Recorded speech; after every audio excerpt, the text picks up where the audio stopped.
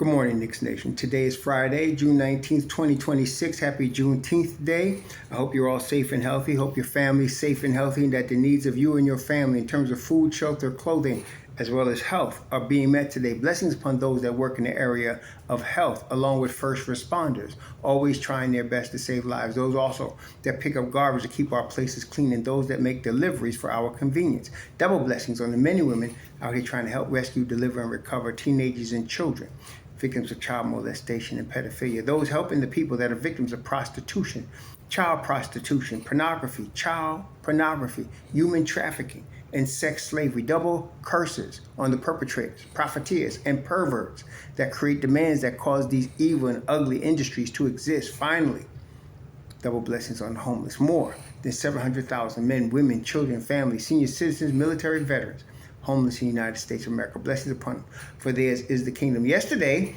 there was a huge parade in Manhattan on the New York Knicks. Now listen, I'm probably biased, but I'm going to say this. When the Yankees win the World Series, there's a parade. Cool. When the Giants win the Super Bowl, there's a parade. Cool. When the Rangers won the Stanley Cup in '94, there was a big parade. Cool. But there's no parade in New York like when the Knicks have a parade. And that was epic yesterday. Epic. And as I mentioned yesterday, going forward, the Knicks are going to look to save money. Now, one of my frustrations in having this channel is the clickbait artists that continually get the same crew that come to my channel with their bullcrap. And my frustration is, I guess I'm expecting people to learn of what the BS they put out in the past, because I remember it, and they lost my trust. And I'm surprised that there are still people that believe and trust them. Usually they're younger people, though, that don't know no better and are into today and basically forgot what happened yesterday. So I get it. And so I just got to learn myself to understand that that exists, because it's frustrating to watch. And there's a lot of disloyalty among people claiming to be Knicks fans. This is before they won the chip. Now we got a whole bunch of more disloyal people jumping on the bandwagon for New York that we don't even want to see, like Stephen A. Stupid. He's been stupid the whole 20 years. But now all of a sudden he's a big Knicks fan. He has criticized every move they've made, criticized Jalen Brunson, criticized Josh Hart, criticized Mitchell Robinson. He has really been a staunch negative on Knicks Nation. Also, I get some people already trying to replace Mitch. Let's go look at this Mo Wagner. Let's go to this. Listen, Mitch Rob is family. The Knicks are family, and they just want to chip. Maybe Mitch Rob leaves, but I'm not going to believe it or trust in it, no matter what anybody says, until he's absolutely gone, because he's family, and he's extremely important. Somebody said, I don't think we should pay him all that money. You must be a damn idiot. He just helped you win a chip. He was here he's the longest tenured Knicks, aside from Deuce McBride, here for 8 years. Okay, and so you got to, when you tell me you're already looking at somebody else, that's, to me, I take that as disloyalty to the Knicks. Because this channel is not for the fans and by the fans. Y'all need to understand that. This channel is for the Knicks. Period. Okay? So people that come on here trying to crap on Tom Thibodeau because you can, go away. I don't want you here. And then they got people that are going to try to teach me you need to learn. Don't come on here doing that. I done already warned many people many times. I guess they just like to hear themselves type. Because I will get rid of you in a moment. I don't need you. I don't want you if you're going to come in here like that. This is a pro-Knicks channel, period. We with the players, we with the team, we with the owner, we with the management. We're not into trying to pick a new player before our guys even out the door, or kick them while they're going out the door, like many of y'all are. Take that crap to X somewhere. Don't bring it here. Okay? So, with respect to Mitchell Robinson, as I mentioned for those that listened, I don't know what the Lakers or whoever's going to offer him. I do know that Mitchell Robinson has shown a love to be in the organization, and they have shown a love to keep him. That's the truth, because he's been here 8 years. He developed here. He became a grown man here. He's a country boy that learned to love the city. Him and his big trucks and his his fishing or whatever. Okay? So there's going to be a willingness to stay. And there's going to be a dynamic hard work on account of the Don and Brock Aller to cause him to stay. They're going to let him know, we want you here. It's still his decision whether he wants to go. But I'm telling you right now, if you're paying any attention at all, Mitchell Robinson's not a starter in the NBA because of injury risk. Not talent, there's an injury risk. So you play him too many minutes, he's going to get hurt. That's been proven. And what Brown did, again, I mentioned it the other day, but some of you ain't catch the memo. What he did this past season is he did not play Mitchell Robinson on back-to-back games. He was limiting his minutes to like 20, 22. And it caused Mitchell Robinson to be there in Game 5 to get the most, listen, that was the most important offensive rebound in the last 53 years. And many of y'all still don't catch it, don't understand. Don't come here if you don't get that, because I don't need you here. That was the most important. Listen, all the season that the Knicks were doing to get to that point, and Mitchell Robinson got the most important offensive rebound in the last 53 years. Period. So I want him back. He's fam. This is pro Knicks, pro Deuce, pro Tibbs. Pro period. Pro Josh Hart, pro OG, pro McCall. See, it's easy to be with these guys, and y'all seen my channel over the years when everything's going good. The key thing is to stay positive and look at the positive when everything's not going good. Not jump off the bandwagon, not start talking about firing, not start talking about replacement, not acting like you're coach, like you know what we need when you don't. The Knicks just won the championship with the team we got. We need to bring that team back. As I mentioned, the first 5 are coming back. The next 2 are Mitch Rob and Deuce. Deuce is definitely coming back. It's up to Mitchell Robinson whether he's going to come back. Now, they got $16.5 million below the second apron. They're going to trade somebody to create more cap space. They're going to do that. Some of y'all was mentioning, Kolek, you must be out your damn mind. The only guy they could really trade and not... See, this is the thing. Daddy is a future piece. He's not a present piece. Kolek is a present piece. We need him next year to take that step. The next day, he's already shown he really could take. Daddy is not ready. So we traded R.J. Barrett and Emmanuel Quickly, which were future pieces. For present pieces, OG Anunoby, we had a Precious, I wish we still did, and then, of course, we got McCall. That's present pieces. People were talking about the 5 picks with idiocy when we're trading to get a chip now, and now everybody sees it. Well, I saw it 2-3 years ago, and I was trying to tell y'all. So now we got the chip. So the thing now, as I mentioned, you got a couple of young pieces you can keep. Kolek is a young piece. Okay, you could keep him because he's already shown he could play. That Diawara, to me, is the biggest young piece you want to keep, being only 21 years old and is already NBA level on both ends of the floor. He just needs experience, and he's going to get it. But aside from that, really, you're going to have to let go of a lot of the youngins because you need the money. See, if you're telling me we got to trade a Mitchell Robinson or to create cap space, what's smarter? Being able to re-sign Mitch Rob and trading Daddy and letting Hoop Party go and letting McCullough go, which is smarter if you want to win another championship? That's what we're talking about. See, last year everybody was whining about, well, we got to play McCullough. No, we don't. We're trying to win a chip. And now we got it, and some of you are still trying to give it away. No.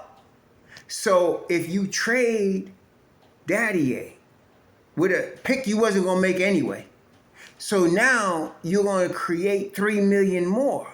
in cap space. That gets you to about 19 million. Okay? Okay. Then you need a couple million more. All right. You're going to let some people go. You're going to figure out some things. You're going to figure out some things with Alvarado.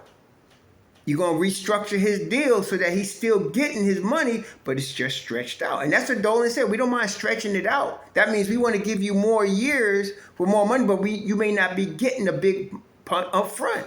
So that's why some of y'all want to act smart. Be smart like this. Look, what's the lowest amount we can give Mitch? If Mitchell's taking a 5-year deal and he's going to get, let's say, $75 million, that's $15 million a year. How low can we start him? That's the real question.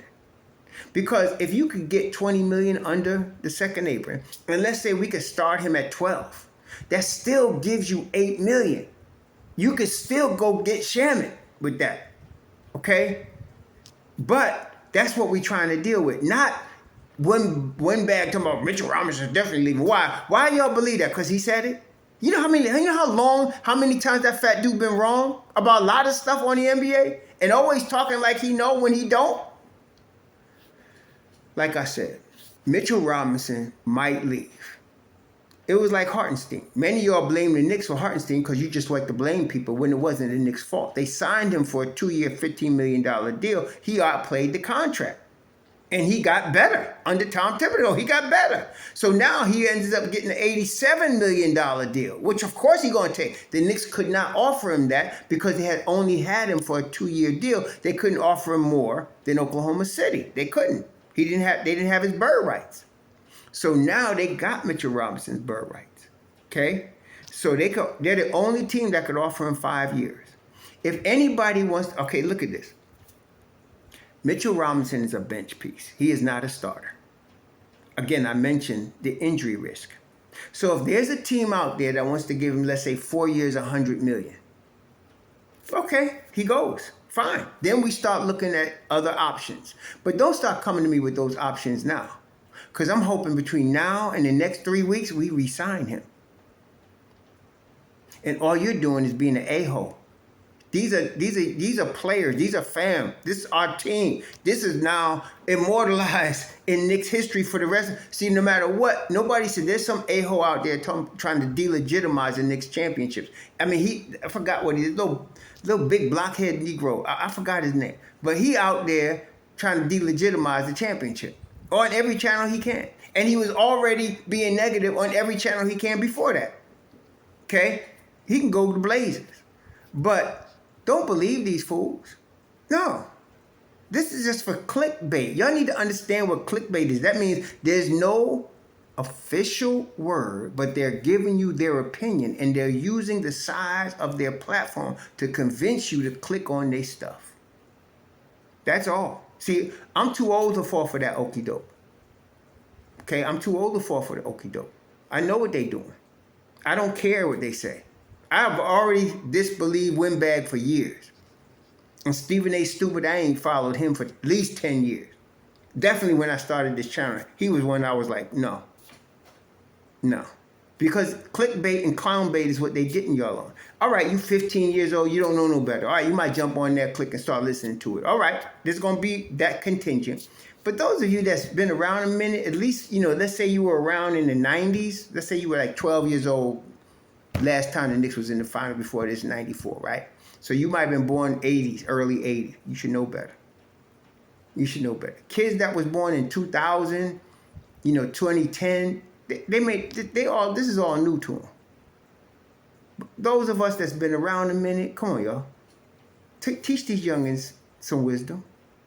So we want Mitch Rob back. And Deuce is coming back because he's under contract. Even if they extend him, it's not dealing with this coming season. It's not going to affect the apron. It's not for this season. So Deuce is coming back. The question is, can we get Mitch Rob back? Because now, look, the three important pieces as far as the bench is Mitchell Robinson, Deuce McBride, okay, and Landry Shamet, plus I would say either Diawara, Kolick, or Alvarado. Because to me, all those guys could play roles next year. All of them could. Any one of them. So they got to make decisions on the management level who they want to keep. But to me, the priority, keep Shaman in the Knicks uniform if you can. Keep Mitchell Robinson in the Knicks uniform if you can. Because if you do that, you now have your starting five, plus you got a back three that you can depend on. And then you still got Diawara. You still got Alvarado. You still got Jordan Clarkson. You still got the possibilities of at least two of those guys, if not three. You're talking about Jordan Clarkson, Jose Alvarado, right? Muhammad Diawara. You still got them. And then, of course, Tyler Coley. So out of them four, let's say you keep two, if you can, okay, with Shaman. Now you got all of the pieces you need to go run again, do this thing again, okay? The rest of the league right now is scrambling. They're scrambling to try to compete with the Knicks. Understand that. Okay, just like when Oklahoma City won their chip, everybody was scrambling to try to get 11 deep. Brown did it. And we had the talent already. Okay? When the Golden State Warriors, when the Splash Brothers was doing their thing, everybody was trying to get three-point shooting. Now everybody does have three-point shooting. Okay? So now everybody is scrambling to try to counter the Knicks. It's a tough thing to do. It's the toughest of all. You can go get shooting. Look, everybody has. Look at the league. Everybody's got shooting now. You got Bam Adebayo shooting threes. Okay? Everybody's shooting threes. And look now, everybody's trying to go 10, 11 deep, just like Oklahoma City did. Indiana did it, right? Everybody was trying to do that. Boston won their chip with KP coming off their bench. The equivalent is Mitch Rock coming off ours.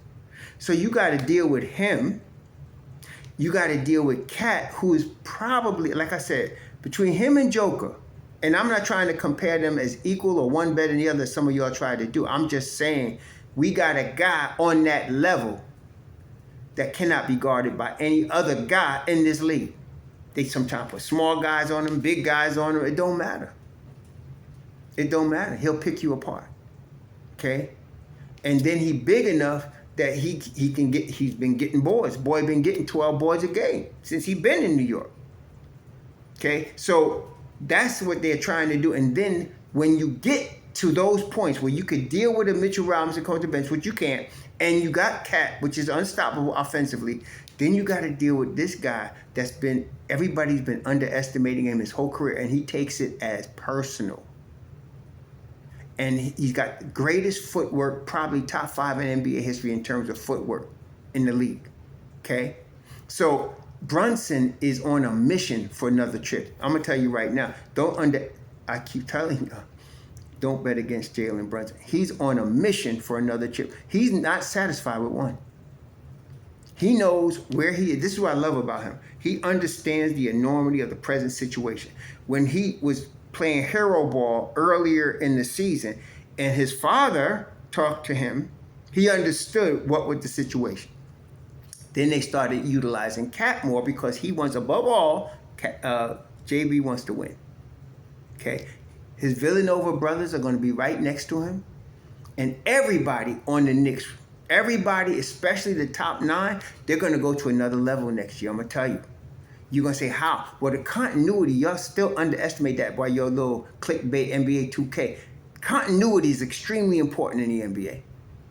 They just want a chip, and they're used to playing together. They're going to be better next year. And they're going to take 30 games for them to get together. Okay? And this will be, when you're looking at it, if they bring back the top 9, this will be the first. I can't even remember the last time the Knicks did that. Like they brought back the same crew. They were close, you had, close, like, RJ, Juju, and them was there. Then you had, with this team, you had Karl-Anthony Towns in his second season, Brunson, like with the Knicks' third or fourth season. And of course, Hart, Brunson, and McCall been together forever between Villanova and the league. And, it's been like that. And then OG, who now last year was really the first year he got acclimated being a Knick on this team. So they're going to be better next year. Deuce is going to be better off the bench next year. Shaman's going to be better. Hopefully, if you remember what happened with Shaman, he got hurt. He hurt his shoulder under Tibbs. He came back after the injury and still contributed. Then last year, he was hurt a little bit, and he came back again.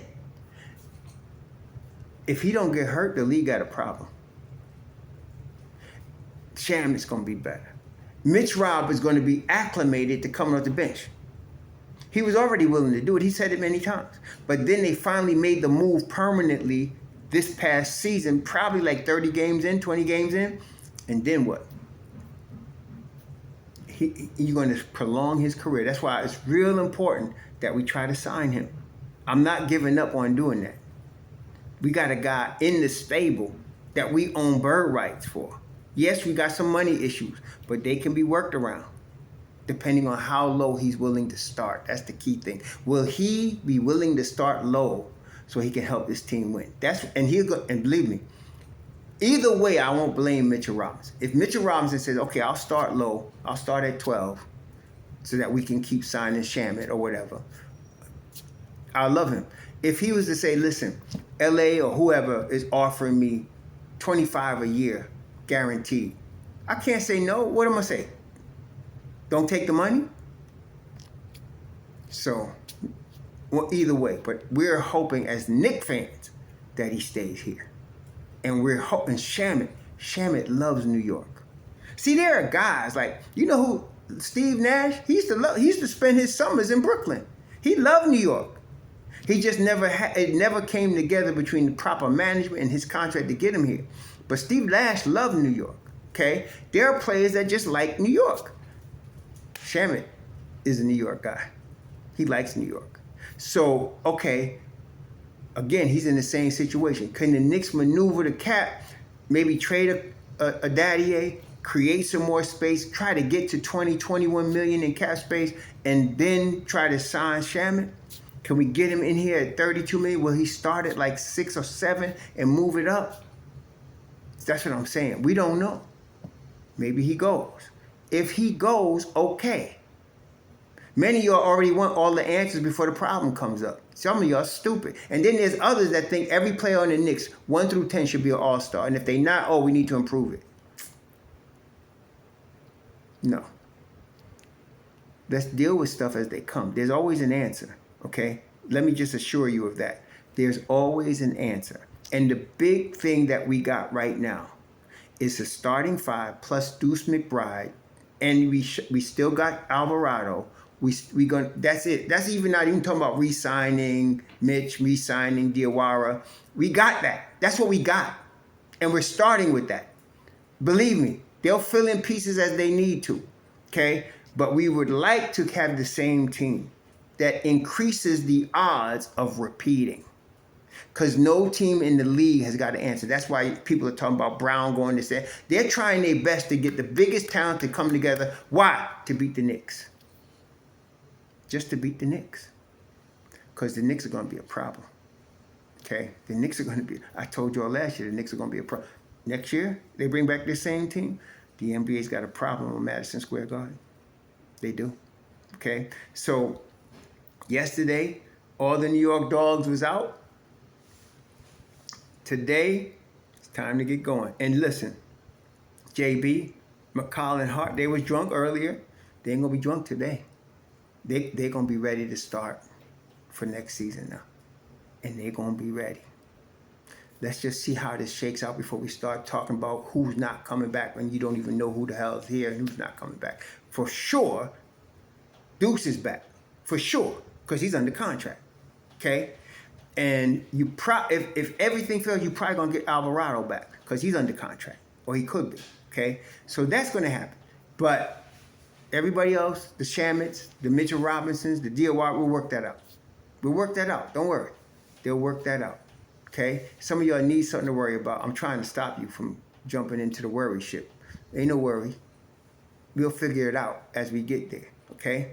But for now, let's enjoy and let's be hopeful, not negative, on our own guys. Enjoy Juneteenth. Enjoy your family. Be safe. Shalom.